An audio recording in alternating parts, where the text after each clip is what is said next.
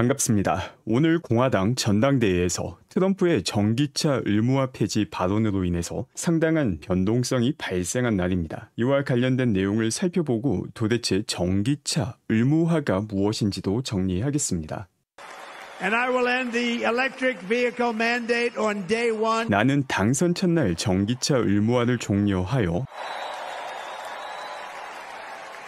thereby saving the U.S. auto industry from complete obliteration. 미국 자동차 산업이 완전히 사라지는 것을 막겠습니다. 라는 말을 남깁니다. 그리고 이 영상에 대해서 일론 머스크는 미국 자동차 산업은 어차피 소멸하게 됩니다. 라는 글을 남깁니다. 일단 전기차 의무화 폐지와 관련해서 상당한 관심이 쏠렸는데 도대체 이 전기차 의무화가 무엇인가? 이와 관련된 내용을 보면은 미국에서는 전기차 의무화가 시행된 적이 없습니다. 그런데 왜 도널드 트럼프는 의무화라는 단어를 썼는가? 이게 도널드 트럼프 특유의 화법입니다. 본인이 만들어서 사용하는 단어를 선호하며 이렇게 직접 만든 단어가 최대한 많은 사람들의 관심을 끌 수 있다면 그 관심 자체가 정치적으로 유용하게 활용될 수 있다는 것을 잘 알고 있는 사람이기도 합니다. 도널드 트럼프 후보가 말한 전기차 의무화와 가장 가까운 개념은 미국 환경보호국에서 만든 차량의 유해 대기오염 물질 배출을 더욱 줄이기 위한 기준입니다. 실제 전기차 의무화는 없지만 미국에서 판매되는 차량이 1마일 주행할 때마다 발생하는 탄소를 계속해서 줄여야 된다라는 기준은 환경보호국을 통해서 만들어졌으며 이날 트럼프가 발언한 전기차 의무화 폐지는 바로 이 환경보호국의 지침과 관련되어 있을 가능성이 높습니다. 그 내용을 보게 되면은 지금 당장 영향이 있는 게 아니라 2027년부터 2032년까지 미국에서 새롭게 만들어져서 판매되는 차량의 마일당 이산화탄소를 줄여야 된다라는 기준입니다. 이 EPA에서 만들었던 기준을 조금 더 자세히 살펴보게 되면은 이제 2027년부터 요구치가 점점 더 낮아지게 되고 제시한 방안과 세 가지 대안이 존재하게 됩니다. 그래서 이 내용을 보게 되면은 전기차를 반드시 써야 된다라는 내용이 아닙니다. 1마일을 주행할 때마다 배출되는 대기오염 물질을 점점 더 낮춰야 된다라는 의미이고 내연차의 대기오염을 줄이는 혁신적인 방법이 나오게 된다면 충분히 달성될 수 있기도 합니다. 다만 현재 내연차가 발생시키는 이산화탄소와 전기차가 발생시키는 이산화탄소, 사실 전기차는 이산화탄소 배출 자체가 없죠. 그래서 이 내용을 바탕으로 가상의 시나리오를 만들 경우에 EPA에서 제시하는 기준이 그대로 시행이 되게 된다면 2032년 정도면은 56%에 판매되는 차량이 전기차가 될 것이고 16% 정도가 하이브리드가 될 것이라는 하나의 시나리오가 존재하는 것입니다. 심지어 이 EPA의 지침마저 의무화는 아닌 것이죠. 대기오염을 줄이기 위해서는 이렇게 될 가능성이 높다라는 이야기가 되는 것입니다. 그래서 지금 보시는 게 많이 이야기되고 있는 이 EPA 지침에 따라서 미국에서 판매되는 자동차 시장의 변화가 어떻게 되는지를 예상한 시나리오가 되게 되는 것입니다. 그래서 오늘 트럼프가 말한 이 내용 같은 경우에는 이 EPA 기준을 언급했을 가능성이 상당히 높습니다. 다만 그럼에도 불구하고 7,500불 전기차 보조금이 사라지는 것 아니냐는 걱정 역시 많이 나오고 있습니다. 그리고 도널드 트럼프라는 사람이 어디로 튈지 예상하기가 쉽지 않기 때문에 EPA 기준을 벗어나서 IRA 보조금에도 손을 댈 수 있을 것이다 라는 걱정 역시 존재합니다. 다만 실질적으로 IRA 보조금을 제거하기 위해서는 대통령이 단독으로 결정하는 것이 아니라 하원과 상원에서 법률을 통과시켜야지 이 7,500불 보조금을 제거할 수 있기도 합니다. 앞선 내용만 보게 된다면 도널드 트럼프가 전기차와 관련해서 안 좋은 이야기만 한 것 같은데 또 긍정적인 발언을 이번 전당대회에서 하기도 하였습니다. 그 부분도 들어보겠습니다. And by the way, I'm all for electric. 그나저나 저는 전기차를 좋아합니다. 전기차가 사용될 수 있는 것도 분명 존재합니다. 다만 내연차든 하이브리드 차량이든 소비자들이 선택권을 가질 수 있어야 됩니다. 라는 말을 통해서 최대한 많은 사람들을 만족시키는 발언을 하고 있다는 것도 볼 수 있습니다. 그런데 만약 전기차 보조금 7,500불까지 사라지게 된다면 어떻게 될까? 여기에 대해서도 일론 머스크가 답글을 남기기도 합니다. 상당히 많은 사람들이 테슬라가 보조금에 의해서 살아남고 있다라고 생각하는 경우가 있습니다. 하지만 이건 우리 경쟁자들에게는 사실이지만 테슬라에게는 해당되지 않습니다. 라는 답글을 남깁니다. 실제 테슬라 같은 경우 전기차를 한 대당 판매할 때마다 의미 있는 수익을 보고 있습니다. 그렇기 때문에 7,500불이 사라진다 하더라도 여전히 차량 판매를 통해서 수익을 볼 수 있지만 경쟁자들 같은 경우 이 보조금과 함께 판매를 한다 하더라도 적자를 보고 있는 상황입니다. 바로 이런 맥락에서 테슬라 같은 경우 보조금이 없어도 살아남을 수 있지만 경쟁자들은 살아남을 수 없다라는 발언을 한 것이고, 만약에 이 7,500불 보조금까지 사라지게 된다면 이전에 테슬라가 진행하였던 급격한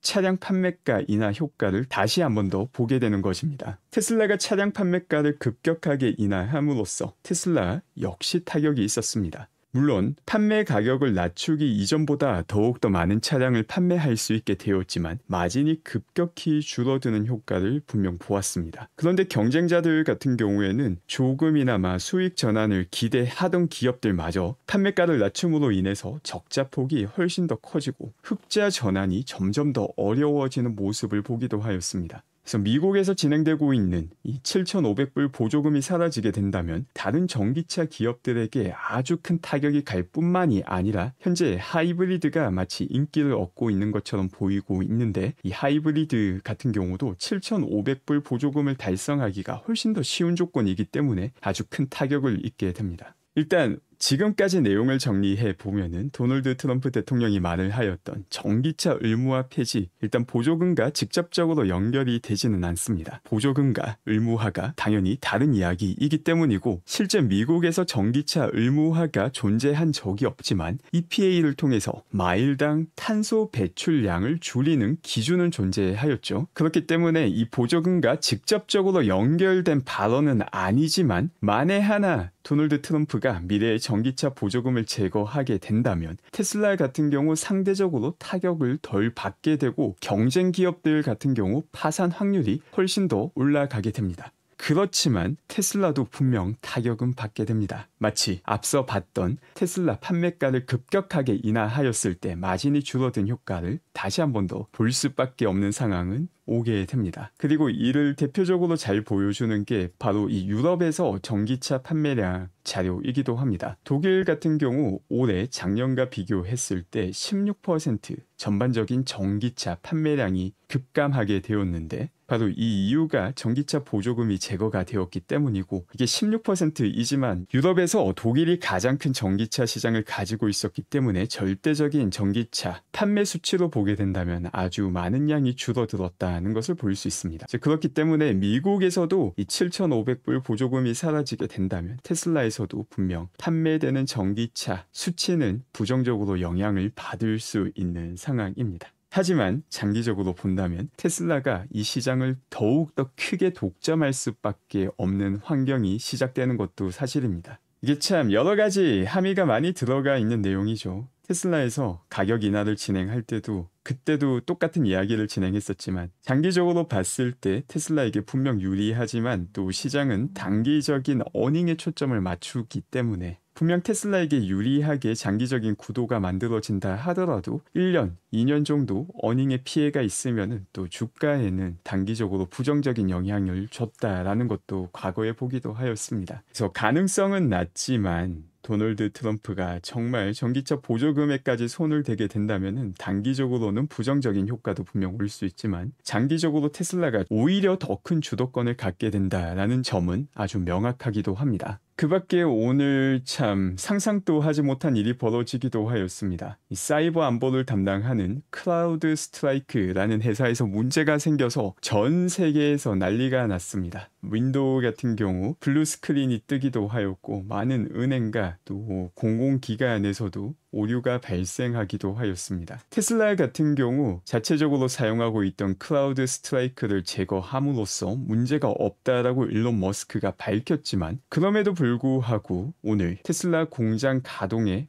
일부 영향이 있었다라는 게 확인되기도 하였습니다. 테슬라 공장에 영향이 있었던 이유는 테슬라가 내부적으로 문제가 있었기 때문이 아니라 테슬라 공급업체와 유통회사들이 이 클라우드 스트라이크 영향을 받아서 제대로 운영을 할 수 없었고 그 결과 테슬라 생산까지 오늘 하루 일부 영향을 준 것으로 확인이 되고 있습니다. 그리고 이 사태가 참 흥미롭죠. 주요 인프라를 다른 기업에 의존하며 모든 것이 다 잘 진행되는 것 같았는데 한 기업에 의존하다 보니까 그리고 그 기업에서 한번 실수를 하니까 산업 전반이 마비가 되는 이상한 일이 벌어진 것입니다. 이를 통해서 주요 인프라는 다른 한 곳에 의존하는 것보다 다양한 방식으로 가동을 될 수 있게 준비하는 것이 중요하며 또 최선은 내부적으로 수직 통합을 통해서 이를 해결하는 게 가장 좋다는 것을 볼 수 있습니다. 그리고 테슬라 같은 경우 벌써 수직 통합이 가장 큰 장점인 기업이고 소프트웨어, 하드웨어 모두 다 높은 수준의 수직 통합을 성취한 상태이기도 합니다. 그리고 테슬라는 항상 새로운 것을 개척해 나가고 있습니다. 전기차뿐만이 아니라 배터리에서도 새로운 길을 개척하였고 그 대표적인 내용 중 하나가 건식 공정입니다.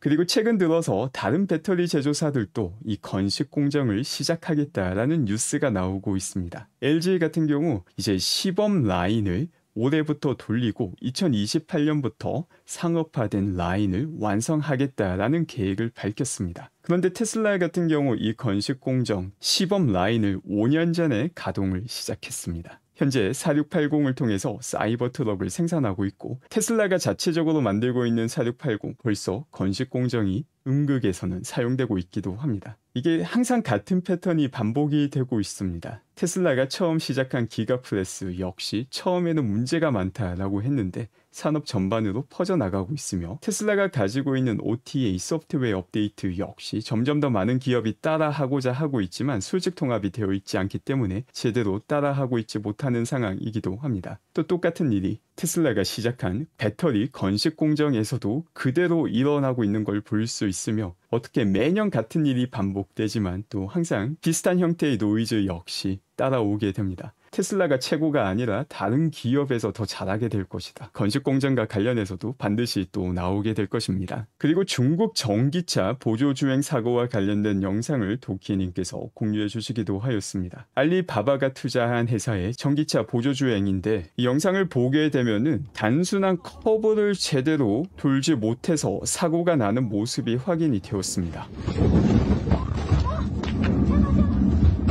이처럼 다양한 형태의 자율주행 혹은 보조주행이 나오고 있지만 테슬라와 기술 격차는 상당히 크다는 것을 잘 볼 수 있습니다. 테슬라 FSD 같은 경우 현재 2시간 동안 자율주행을 돌려도 문제 없이 도심에서도 잘 작동하는 모습을 심심치 않게 볼 수 있으며 더 나아가서 샌프란시스코에서 LA까지 6시간 반 동안 운전자 개입 없이 자율주행에 성공했다고 인공지능 전문가 제임스 씨께서 공유해 주시기도 하였습니다. 그리고 여기에 대해서 일론 머스크는 자율주행은 점점 더 나아질 것이다 라는 답변을 남기기도 하였고 실제 더 높은 수준의 자율주행을 만들기 위해서 천문학적인 금액을 인공지능 트레이닝에 투자하고 있기도 합니다. 이렇게 다양한 분야에서 새로운 길을 개척해 나가며 선두주자로 활약하고 있지만 또 매년 테슬라가 아니라 다른 기업이 더 잘할 것이다 라는 노이즈는 항상 나올 것입니다. 이런 노이즈가 나올 때마다 과거에 비슷한 이야기가 나왔을 때 최종적으로 어떻게 끝이 났는지를 보게 되면은 손쉽게 테슬라의 미래를 볼 수 있기도 합니다. 오늘 제가 준비한 내용은 여기까지이며 오늘 또 함께 해주신 분들 감사드리며 즐거운 주말 되시기 바랍니다. 감사합니다.